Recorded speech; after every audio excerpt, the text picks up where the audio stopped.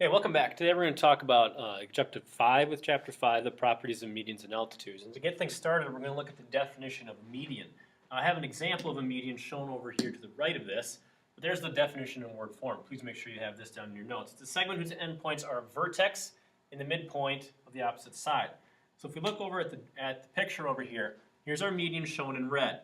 Now the median shown in red has an endpoint, one on the vertex and one on the opposite side of the triangle.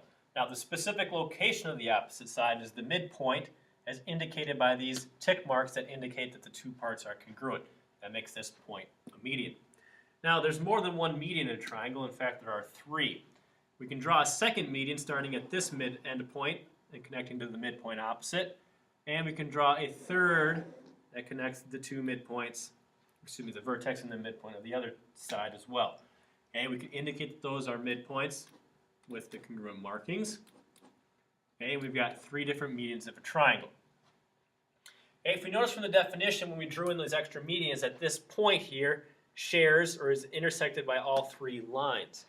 And if we look at Theorem 5.8, that's exactly what this theorem is going to state. Okay, so we've got the medians of a triangle are concurrent at a point that is 2/3 the distance from each vertex to the midpoint of the opposite side. So they do intersect at one point in the center there, okay?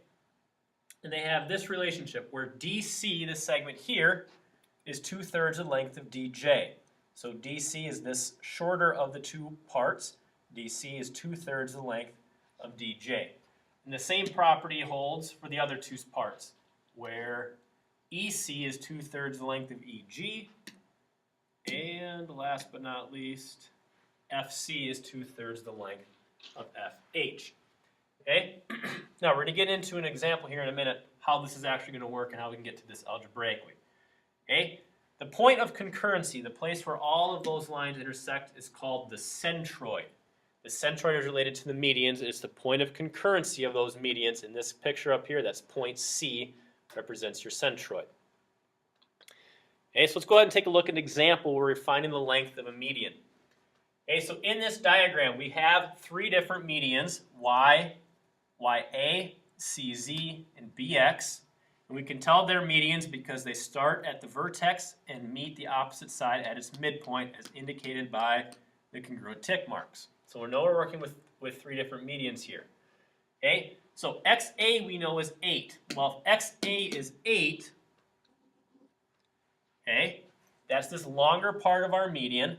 XA has to be equal to 2/3 the length of XB. Okay? Now our goal here is to figure out the length of XB. We want to know how long that segment is. Well, if we know XA, we know the 2/3 relationship, it's just a matter of going through the algebra to solve. So we'll plug in 8 for XA, since that's what XA is equal to. So 8 will be equal to 2/3 of XB.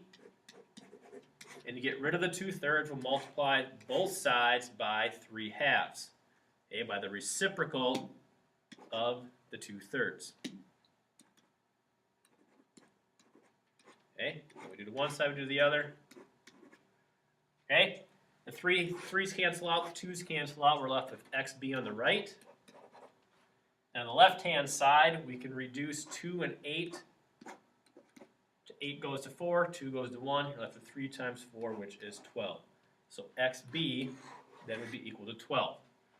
Okay, again, that comes from the 2/3 relationship we talked about on the previous slide that relates the length of the medians to each other. Okay, if you want some more practice, you can go ahead and try problem 1. Bring your solution to class and you can check it there. If you have any questions on a problem like that, please bring those questions to class as well.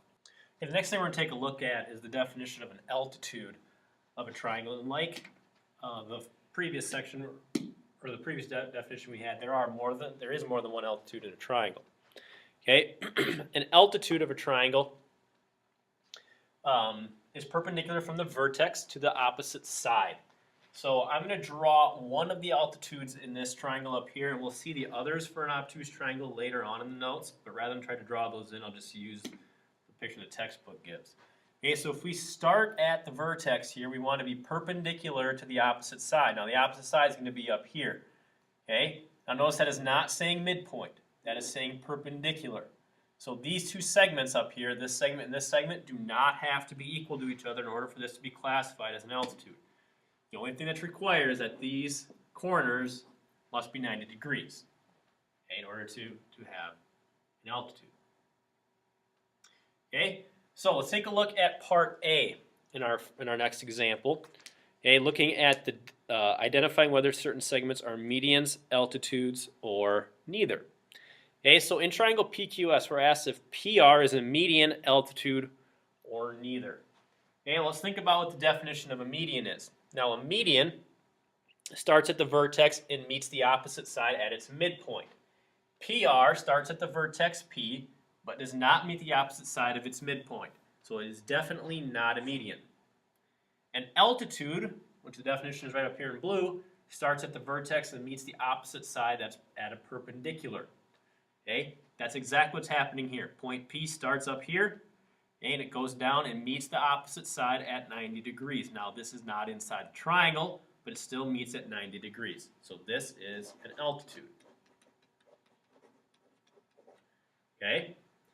Part B, we're looking for the same information, but this time looking at segment QT. QT starts over here at point Q and intersects at point T. Notice by the congruent markings here that T is the midpoint of PS. So since it starts at a vertex, it intersects at the midpoint, we would classify this as a median. Okay. Another example for you is got at question 2. Again, if you feel like you want to try that, go ahead and do so. Bring any questions or any answers you have to class, and you can check them there. Okay. I want to talk about a theorem with the concurrency of the altitudes, the concurrency being that they meet at one point. And the theorem is this. The lines that contain the altitudes of a triangle are concurrent, just like I just mentioned. There's no length here that we're going to talk about. It's just that the points, or excuse me, the altitudes intersect at one point. That's indicated in theorem 5.9 there. Okay, what I alluded to a few minutes ago is an obtuse triangle. Okay, an obtuse triangle is shown over here. We'll start with that. All three of these segments are medians, or I'm sorry, altitudes. They start at vertices and intersect at 90 degrees like the definition states. But the point of concurrency out here is not inside the triangle. Okay, that's just fine. Anytime you have an obtuse triangle, this is going to be the case. This point of concurrency is going to be located outside the triangle. Okay, if we jump back to an acute triangle, and the point of concurrency for these altitudes is inside the triangle. Again, these are altitudes because it starts at the vertex and meets at 90 degrees, like the definition states. In a right triangle, it happens to meet on the edge of a triangle. We still have altitudes, they just meet in different places. Okay? Acutes, you're always going to have the location inside the triangle. Right triangles, you're always going to have the location on the edge of the triangle. Okay? And the obtuse, you're always going to have the location outside the triangle. Now, this location has a special name. And anytime the altitudes meet, you have what's called the orthocenter of the triangle. So the orthocenter is simply the point of concurrency for the altitudes. Okay, now we're going to take a look at example 3. Where we're asked to find the orthocenter of coordinate grid or on the coordinate plane. And we've got points A, B, and C here to work with. Now I've gone ahead and plotted those and then connected them to make a triangle. I would like you to do the same. Before, to pause now, do that, and then come back and take a look at what we're going to do. Okay, so we got these vertices, and the question asks us what's the orthocenter. Well, this is going to require some work from chapter 3, talking about the equations of lines. So we're going to start by remembering that, first of all, the orthocenter is the intersection of the altitudes. So we're going to work with altitudes. Okay, and remember that they are perpendicular to a line through a given point. Okay, now we know that all of the altitudes intersect at one point called the orthocenter, but if we can intersect two lines, then we've got enough information to find that point. So that's what we're going to go ahead and do. The first thing we're going to do is look at the orthocenter, or excuse me, the altitude for the line AC. Well, you can tell from your grid, and you can tell by calculating the slope, that AC is horizontal.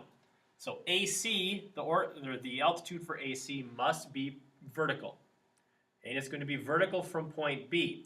Well, point B has coordinates, and you can see down here that point B has coordinates at 2, 7. So it's got to be vertical passing through this point 2, So the equation there would be x equals 2. Okay? Now the other line we're going to work with is not quite that easy. Okay, the next thing we're going to look at is finding the equation of the line that contains the altitude to BC. So first of all, before I get too far ahead of myself, let me draw in this altitude so you can see that that's at x equals 2. Okay, so taking a look at, first of all, this line BC. Line BC has endpoints, one at 2, 7 and one at 6, 3. So here's our point 6, 3. Okay, in order to be perpendicular to line BC, we need to know the slope of line BC. So we're going to find that over here, the slope of line BC, not BD, sorry about that. Slope of line BC is going to be equal to, you remember, your y2 minus y1 over x2 minus x1. Okay, now y2 here is going to be 3, y1 here is going to be 7. So we'll take 3 minus 7 over your x2, 6 minus 2. Okay, that simplifies to negative 4 in the numerator and 4 in the denominator, which is negative 1. Now that's the slope of BC, but we want the slope of the line perpendicular to that. So remember that slopes, perpendicular lines, have opposite reciprocals for slope. Perpendicular lines, the slopes are opposite reciprocals. So what we need to do now is use the opposite reciprocal of this, which happens to be negative 1. So the slope we're going to use is negative 1. Opposite reciprocal, positive 1, not negative 1, positive 1. Change the sign and flip it over. Okay, so positive 1 will be our slope for our altitude. Okay, so we're going to have a slope of 1, and we're going to pass through point A at 1, 3. Okay, that's going to require the use of the point slope formula. So y minus y1 equals m times x minus x1. Okay, our y minus y1 is going to become y minus our y1 here is 3 equals our 1 from slope times x minus x1, which is also 1 coming from point A. Okay, if we solve this out up here, we have y minus 3 equals x minus 1. We can add 3 to both sides and we get y equals x plus 2. And I'll take a step back and think about big picture. Big picture, this thing asks us, what are the coordinates of the orthocenter? It's not asking us for an equation of a line, it's asking us for the coordinates of the orthocenter. Okay, so we're going to need some sort of answer as an ordered pair. Okay, well we found our first one here at 2.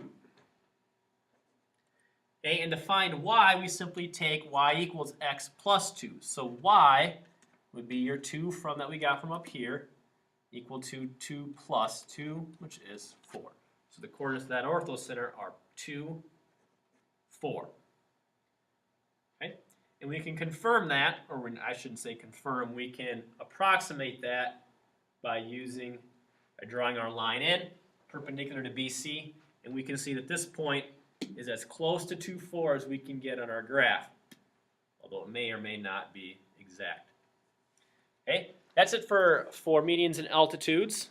If you want more practice with what we just did, you can go ahead and take a look at problem number 3 here shown. Again, if you have any questions, please bring them to class, or if you want to check your work, you can bring that to class.